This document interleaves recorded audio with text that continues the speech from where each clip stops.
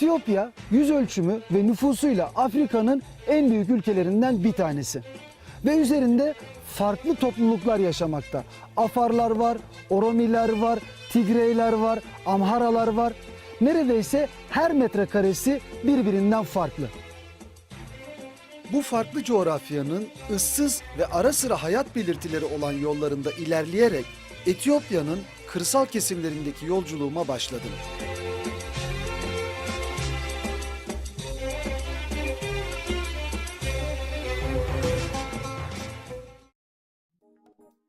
Kendime kalacak bir yerler bulmak için insana zamanda kaybolmuşluk hissi veren yollardan geçerek ıssızlığın bittiği bir kasabaya ulaştım. Dün gece Logia'da kendime bir otel bulup kaldım. Güzel uyudum. Sabah erken saatlerde yola çıkmaya hazırım. Buradan yola çıkıp Etiyopya'nın birazcık daha ortalarına doğru gideceğim ve orada çok ünlü Lalibela Kilisesi var. Kayalardan oyulmuş Lalibela kiliseleri var. Oraya doğru Volviya üzerinden devam edeceğim. Etiyopya otelleri genellikle güvenli yerler. Etrafları çevrilmiş ve araçlarınızı odalarınızın önüne kadar park edebilme imkanı var. 2 tane konaklama şekli var bu odalarda. Etiyopya'nın genelinde hep böyle. İsterseniz arka taraftaki gibi odalardan alabiliyorsunuz ve içinde yatabiliyorsunuz. Ya da akşam olduğu zaman, hava kararmaya başladığı zaman önlerine koyulmuş karyolalar, somyalar var. Onları size yatak olarak veriyorlar. İsterseniz onlarda da uyuyabiliyorsunuz. İçeriyle dışarının fiyat olarak yarı yarıya fark ediyor. Ben içeride yattım dün gece. Artık şimdi yola çıkma zamanım geldi.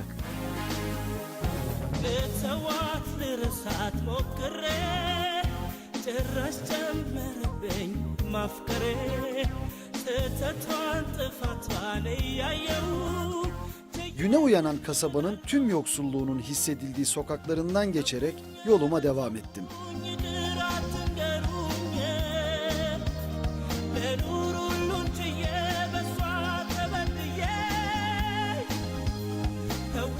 Ülke petrolün büyük bir kısmını Cibuti limanından sağlamakta.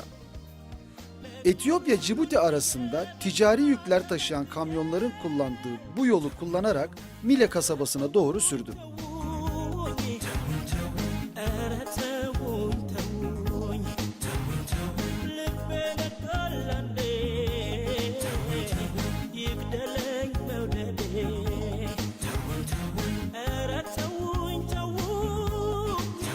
Mile'deyim. Buraya gelene kadar benzin bulmanın imkanı yok. Çünkü burası Cibuti ile Addis Ababa arasındaki ticaret yolu ve büyük kamyonlar çalışıyor burada. Her tarafta dizel bulabilirsiniz ama benzin bulabilmek gerçekten çok zor. Burası çoğunlukla Müslümanların yaşadığı bir yer. Burada selamünaleyküm deyip herhangi bir yere geldiğinizde size herkes yardımcı oluyor. Benim yanımda da Muhammed Sait var. Dedim benzinim yok. Burada kara borsadan alabiliyorsunuz benzini. Ben de bir 10 litre 15 litre kadar benzin aldım motoruma. Tabii ki de bu benim için çok iyi bir şey. Burada güzel olan şey şu, nereye giderseniz gidin insanlar belki de ilk defa motosiklet görüyorlar veya ilk defa benim tarzımda Müslüman olan, ismi farklı olan insanlar görüyorlar. Nerede durayım? Su almak için durayım, para bozdurmak için durayım. Ne yaparsam yapayım etrafımda gerçekten büyük bir kalabalıkla devam ediyorum. Onun için köylerde mümkün olduğu kadar fazla durmamaya çalışıyorum.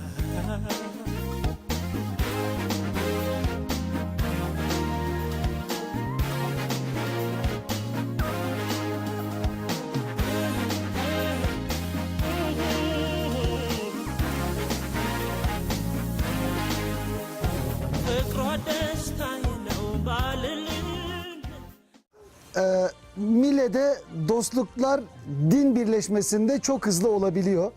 Caddede biraz önce Muhammed Sait bana benzin alırken yardım etti. Şöyle bir şey söyleyebilirim. Normal fiyatın 2 katı kadar bir fiyatı çok küçük bir farkla bana sağladı. Sonrasında işte sohbet vesaire derken dedim ki karnım aç, yiyecek bir şeylere ihtiyacım var. Hemen restoranı gösterdi. Arkadaşının olduğu yer burası. Ve dedi ki hani gel arka tarafa bak, burada mutfaklarını görmek mümkün. Onların yaşadığı evi görmek mümkün. Beni evin içerisine davet etti. Birazcık girip orada oturmayı düşünüyorum.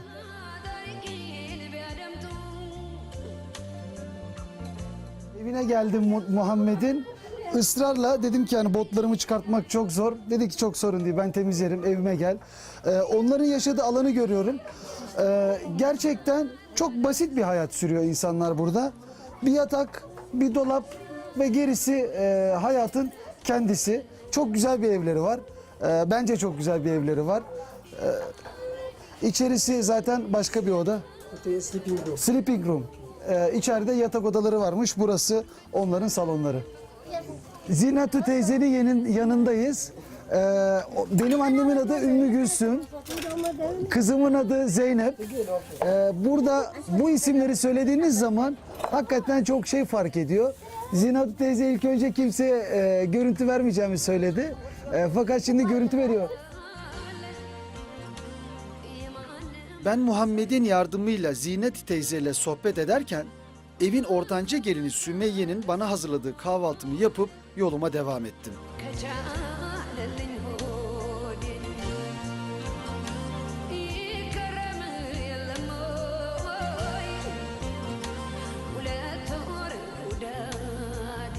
Afar bölgesinin geniş platosunu bıçak gibi kesen dağlar bana keyfini çıkarmam için harika virajlar vermeye başladı.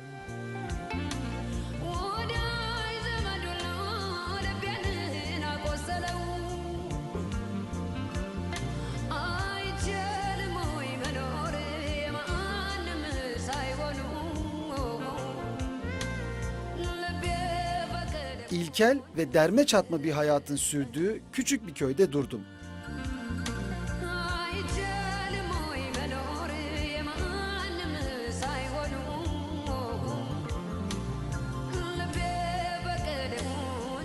Bu kısa molada yine etrafım kalabalıklaştı. Kenardaki tezgahtan bir karpuz alıp onlarla paylaştım. Gençler önce ikramımı kabul etmediler. Müslümanların yoğun olduğu bu bölgede adımı söyleyip onların dilinden konuşunca ikramımı kabul ettiler.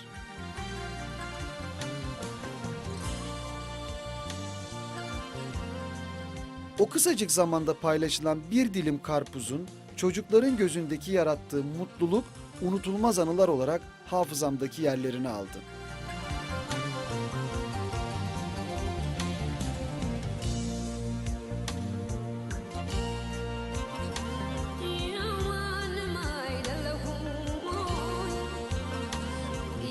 Gittikçe yeşeren bir doğada keyifli bir sürüş yaparken yoluma 12 yaşındaki Gebre çıktı. Voldiye yakınlarında Türk futbolunun kardeşliğini Gebre'nin üzerinde yaşıyoruz. Yakasında Fenerbahçe arması olan formanın renkleri sarı kırmızı. Galatasaray ve Fenerbahçe'nin kardeşliği Etiyopya'da, Voldiye'de Gebre'nin formasında.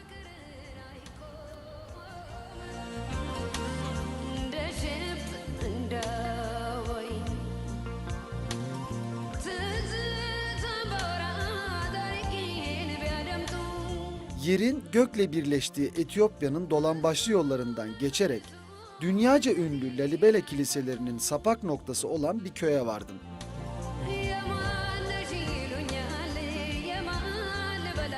Kelimelerle tarif edemediğim bir hayatın sürdüğü bu küçük köyde insanların ve hayatın arasına karıştım.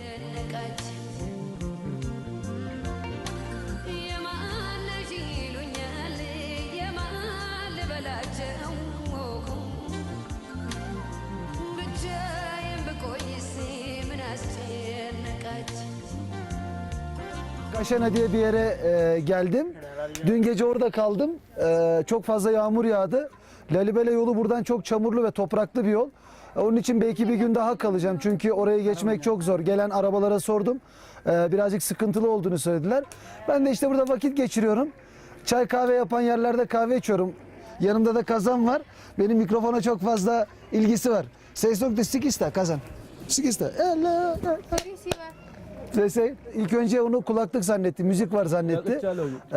Dedim ki yok bu mikrofon sesimi buradan alıyor. Çok ilgilendiler.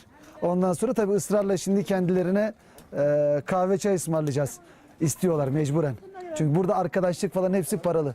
Yani Afrika'da biri size eğer yardım edebilir miyim diye bir sorarsa mutlaka ilk cevabınız şu olsun: kaç para? Çünkü çok önemli. Afrika'da bu kural çok geçerli. Taze kavrulan çekirdekler dövüldükten sonra güçlü ve aromalı tadıyla kahve müthiş bir içim keyfi sunuyor. Bir önceki gün Lalibela yollarını geçirmez hale getiren yağmur Gaşana'ya da ulaştı. Gaşana'da Lalibela'ya gitmek için bekliyorum ama burada yağmurun dineceği yok. Yani dün akşam buraya geldim. Sabahleyin yağmur vardı. Dün gece çok yağdı. Yarın gitmeyi planlıyordum ama inanılmaz bir yağmur var. Ve bu yol çok kötü bir yol. Yaklaşık 60 kilometre.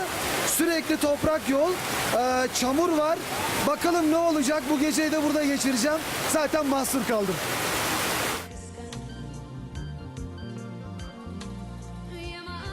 Bütün gün ve gece aralıksız devam eden yağmurdan sonra Lalibela'ya gitmem artık imkansız olduğundan sabah yoluma devam etmekten başka çarem kalmamıştı.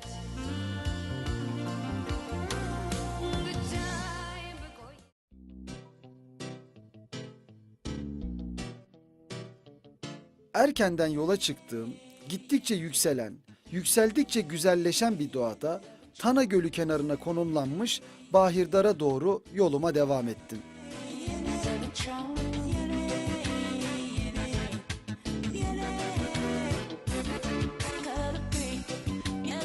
Bahirdar'a giderken bu bölgenin, Orta Etiyopya'nın en yüksek dağlarından geçiyoruz. Önceki gün 3500 metreleri geçtim. Şu aralar 3000 metrelerde dolaşıyorum.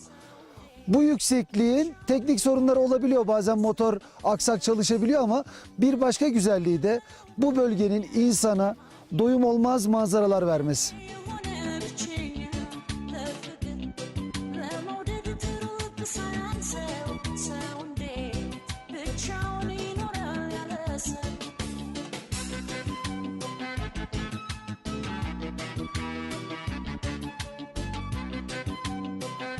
Yüksek ve keskin, sanki insana dünyanın tepesindeymiş hissi veren dağın burcundan geri döndüğümde motorumun etrafı yine çocuklarla sarılmıştı.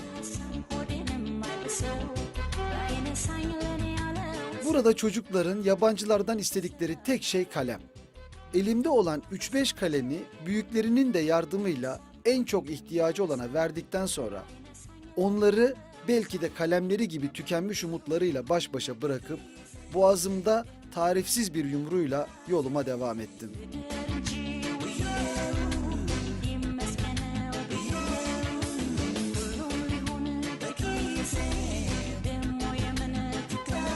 Tana Gölü kenarına konumlanmış olan Bahirdar, Etiyopya'nın turizm olarak en önemli şehirlerinden biri. Bu turistik şehirde Mavi Nil şelalelerine gittim.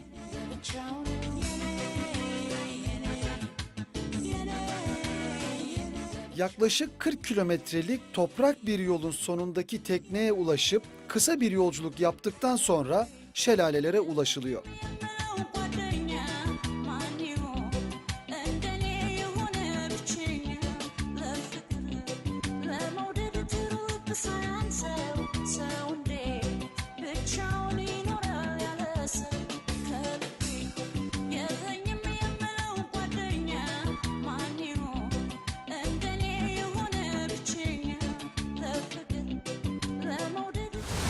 Etiyopya'da Bahirdar'a geldim.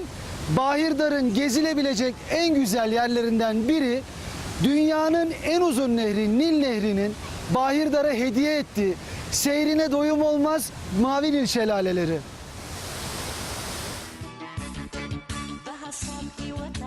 Nil Nehri'ni oluşturan iki koldan biri olan Mavi Nil, Bahirdar'da büyülü bir güzellikteki şelalelerden dökülerek yoluna devam ediyor.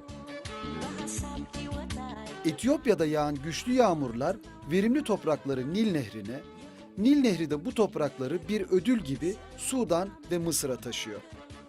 Etiyopya Nil Nehri'nden neredeyse ve nedense hiç faydalanmıyor.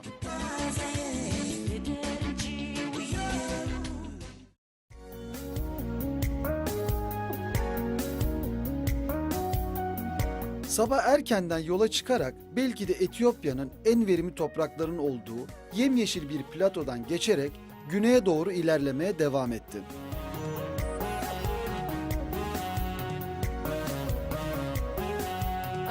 Doğudan batıya, kuzeyden güneye gezdiğim bu ülkede tamamen eski bir tarım teknolojisi kullanılmakta. Etiyopya halkının büyük bir bölümü geçimini tarımdan sağlıyor. Etiyopya'da ulusal müzeye gittiğimde müzeye kaldırılmış bir saban görmüştüm. Müzeye kaldırmışlar ama bu gerçekte hayatın içerisinde halen kullanılan bir araç. Burada öküzlerle beraber her sabah insanlar yürüyor, tarlalarına gidiyorlar ve tarlalarını sürüyorlar. Bunu burada gözlemlemek çok kolay. Bunun dışında bir de şöyle bir gerçek var ki bütün Etiyopya erkeklerinin elinde bir tane sopa var. Bu sopa çocuk, büyük, yaşlı, genç hemen hemen herkesin elinde var. Onun da elinde var. Normalde dinlenirken buna yaslanıyorlar ve tek ayaklarını kaldırıyorlar. Böyle bekliyorlar. Sonra yük taşırken aynı şekilde bunu böyle koyup yükü buradan destekliyorlar. Sopayı bir sürü şekilde kullanabiliyorlar. Ben de bunlardan bir tane edinmeyi çok istedim. Herkese soruyorum. Diyorum bana bunu ver, bana bunu sat. Ama hiç kimse elindeki sopasından vazgeçmiyor. Bir tane dükkan da yok ki hani dükkana para vereyim ondan alayım.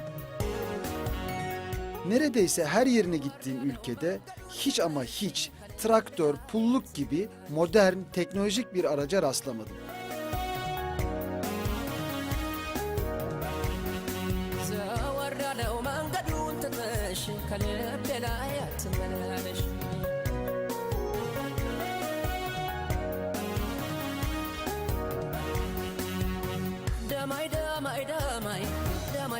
Yolda giderken gene durdum biraz dinlenmek için. Taklo İngilizce biliyor. Buralarda İngilizce bileni bulmak birazcık zor. Dedim ki ya ben bu çubuklardan istiyorum bir tane, bu sopalardan istiyorum. Bana yardım eder misin? Sonra Steven'ı çağırdı. Steven. Heh. Steven'a sordu. Dedi ki çubuğunu satar mısın diye. Steven'ın çubuğunu 10 bir karşılığında satın aldım.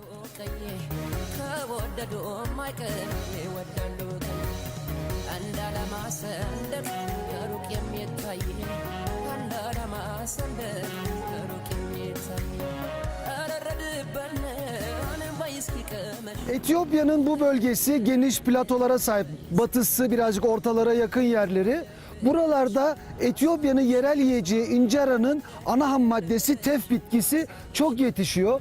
Köylüler de burada eşeklere hasat ettikleri ürünleri yüklüyorlar ve kasabalara gidiyorlar. Orada takaslar yapıyorlar, satışlar yapıyorlar ve ihtiyaçlarını karşılayıp tekrar geri dönüyorlar.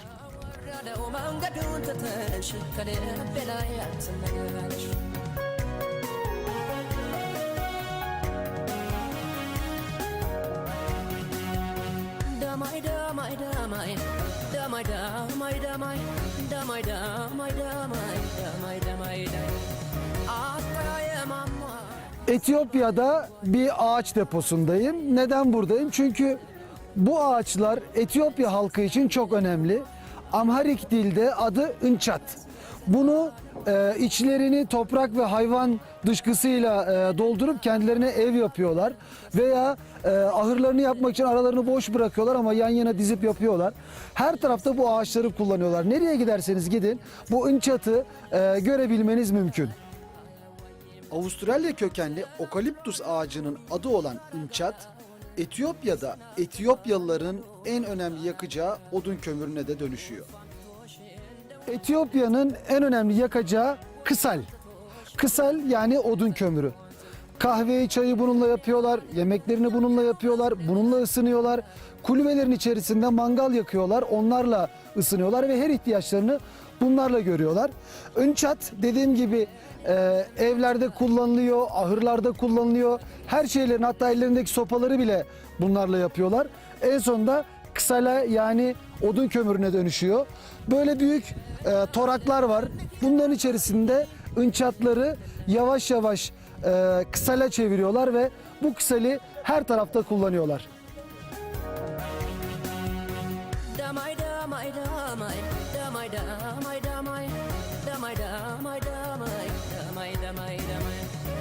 Etiyopya gezimin sonlarına yaklaşırken bir cenaze töreninden dönen Oromoların süslü atlarıyla benim demir atımı yan yana sürmek gerçekten çok keyifliydi.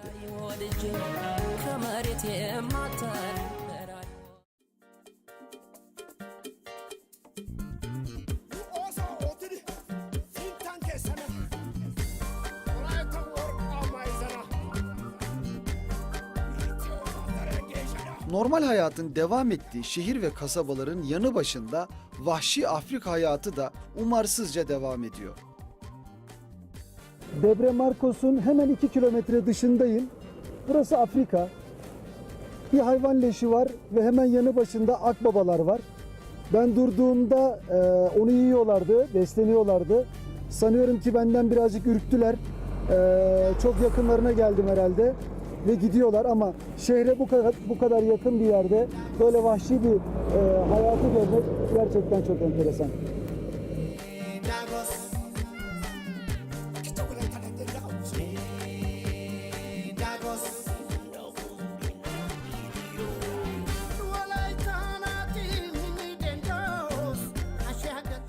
Yoluma devam edip bir köyde insanlarla sohbet ettim.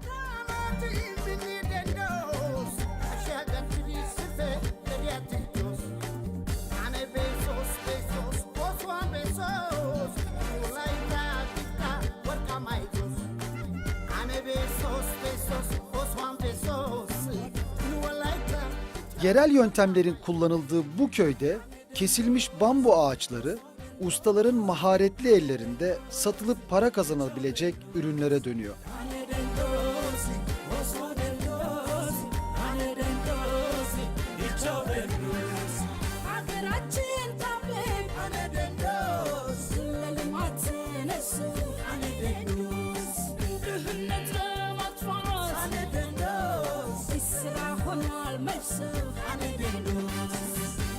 Etiyopya coğrafi olarak şaşırtıcı bir ülke. Kısa bir zaman önce geçtiğim yemyeşil dağlık bir bölgede insanlar topraklarını yeni ekerlerken düzleşen platoda bazı çiftçiler hasatlarını yapmaya başlamışlardı bile. Onların becerikli ve çabuk ellerinin yanında benim öğrenme çabalarım gelecekte de iyi bir çiftçi olmayacağımın bir işareti. Goşa yerinde, osva yerinde, diça yerinde, dure tavdinde. Goşa yerinde, osva yerinde, diça yerinde, dure tavdinde. Otide mana azallay ayse, mulaytana. Otide mana azallay ayse, çuduna. Otide mana azallay ayse, arakana. Otide mana azallay ayse. Oromilerin çoğunlukta olduğu bu bölgede bir Oromo ailesinin evine misafir oldum. Artık güneye doğru, Avasa'ya doğru ilerliyorum. Daha güneye gittikçe kuzeyin dağlık bölgelerine nazaran daha geniş platolar ve daha tarıma elverişli alanları görüyoruz. Buralarda Tisazu var, Amar var yanımızda. İnsanlar burada tukul denilen farklı evlerde yaşıyorlar. Yol kenarlarında tamamen ağaçtan ve doğal maddeden yapılan şeyler. Küçük çocuklar burada var. Farklı bir şey daha var. Burada dinler gene birbirine karışmış durumda. Hristiyanlar, Müslümanlar. Mesela buradakiler mesela hepsi Müslüman insanlar. Tabii gene benim adımı ve dinimi duyunca çok da samimi davranıyorlar. Onların evleri biraz ilkel gibi.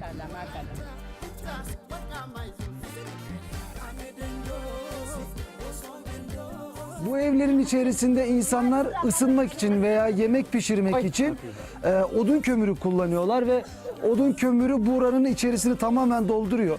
Etiyopya'da çok büyük bir sorun var. İnsanlar bunları yaşıyorlar çünkü trakoma sendrom denilen bir şey var. İçerideki bu duman küçük çocukların özellikle gözlerine zarar veriyor ve uzun vadede onların kör olmalarına sebep oluyor. Bu çok önemli bir şey. İçeride gerçekten nefes almak bile çok zor.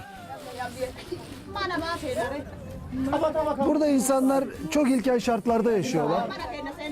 Çiftçilik yapıyorlar. Arka tarafta tef tarlaları var. Orada çalışıyorlar. Hakikaten şartlar çok zor burada. Evin içerisinde eşya denilebilecek hiçbir şey yok ve bunların içinde yatıp kalkıyorlar. Nerede yattıklarını, nerede kalktıklarını bilmiyorum. Gece hiç gelmedim. Onlarla birlikte uyumadım ama evlerini gördüğüm zaman çok zor şartlarda yaşadığını rahatlıkla anlayabiliyorsunuz.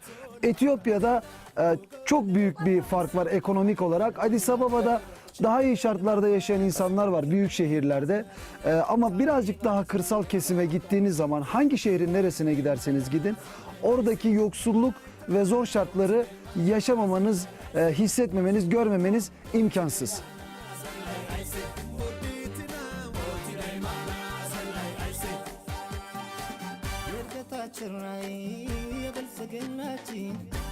Yolum uzun. Artık sınıra doğru gidiyorum. Çok az bir zamanım kaldı. Artık onlarla vedalaşıp yola devam etmenin vakti geldi. Selamun aleyküm.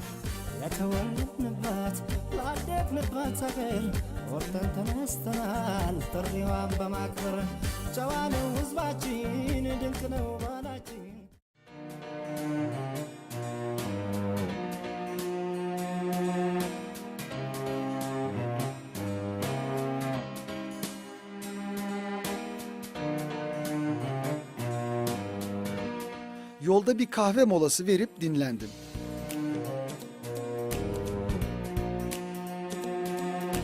Etiyopya'nın dünyaca ünlü bir içeceği var ki o da kahvesi. Amharik dilde bunna. Közün üzerinde çok enteresan kaplarda yapıyorlar. Etiyopya'nın bir özelliği de şöyle. Burası deniz seviyesinden oldukça yukarıda olduğu için bazı bölgelerde su 100 dereceye gelmeden kaynıyor. Ve bu yüzden yiyecekler çok uzun sürede pişiyor. Hatta pişmiyor içlerinde. Belki de bu sebepten, belki başka bir sebepten ama kahveleri gerçekten çok lezzetli.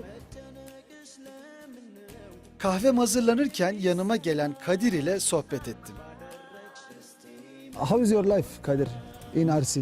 In RC, Are you have a job? I have a job. Yeah, Ah, I have techniques students.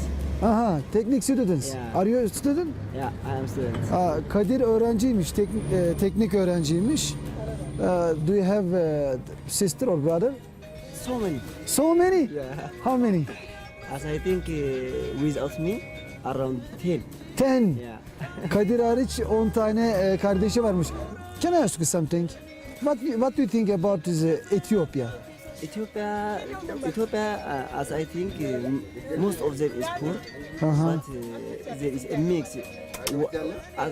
One is sometimes it is rich, Yeah. somewhat. Ha Poor. Aha. More of our country is very poor. Kadir diyor ki benim ülkemde belli bir bölümdeki insanların zenginler ama çoğunluğumuz diyor fakir. Kadir'e sordum, dedim ki hani günlük kaç para kazanıyor bu kahvenin sahibi kadın? Buradaki arkadaş şey dedi, 200-300 bir kazanıyordur dedi. Çok büyük bir tepki geldi oradan. Ben de en fazla 50 kazanıyorum.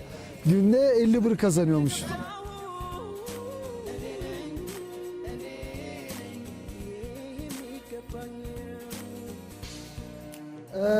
Kahvenin içerisine bu yeşil çiçeklerin parçalarını atıyorlar ki bu gerçekten çok lezzet veriyor bunun içerisine. Oromo dilinde urgoftu. Amharikçe'de Tenadami. tenaddami. Ve gerçekten güzel bir lezzeti var. Baharatlı ve hafifletiyor kahve. Çünkü Etiyopya kahvesi gerçekten çok kuvvetli.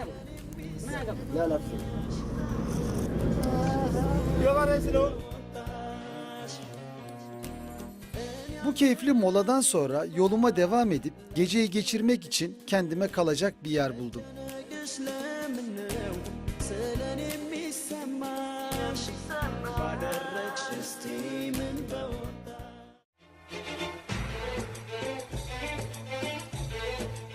Sabah erkenden yola çıkıp sınıra doğru devam ettim.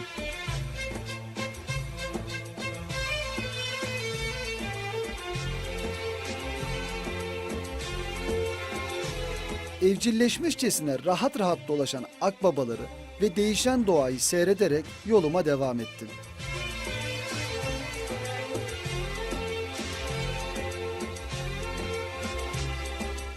Etiyopya'nın Kenya sınırına doğru, güneyine doğru ilerledikçe dünyanın yağmur alan kuşağına doğru ilerliyorum ve Etiyopya'da evet burası çok yeşil bir yer ama burada doğa birden değişti. Daha tropikal ağaçları, ağaçların şekillerini, meyvelerini, daha farklı şeyleri, daha farklı hayvan ve insan yaşamlarını görmek mümkün.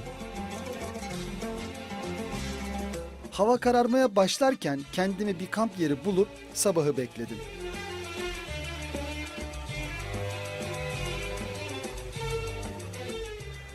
Etiyopya gezim bu güzel yeşillikler içerisindeki kamp yerinde bitti. Sınıra çok yakın bir mesafedeyim ve güneş yeni yeni doğmak üzere. Birazdan yola çıkıp sınır geçişi yapacağım ve başka bir ülkeye geçeceğim. Etiyopya'ya doğusundan girip batısına, kuzeyinden güneyine hemen hemen her tarafını gezmeye çalıştım. Köylere gittim, kasabalara gittim, şehir merkezlerine gittim, insan hayatlarına dahil oldum. Açlığı, yoksulluğu gördüm, içim acıdı. Harika doğasına, dağlarına hayran kaldım. Şimdi birazdan hareket edip Etiyopya'dan ayrılıyorum. Afrika'nın rengi devam edecek. İnsanı, alfabesi, takvimi ve en önemlisi geri kalmış hayatı ve fakirliğiyle çok ama çok farklı Etiyopya'da sınıra doğru ilerlerken başka bir ülke ve başka bir macera beni bekliyordu. Benim maceram sizlerin keyfi olsun.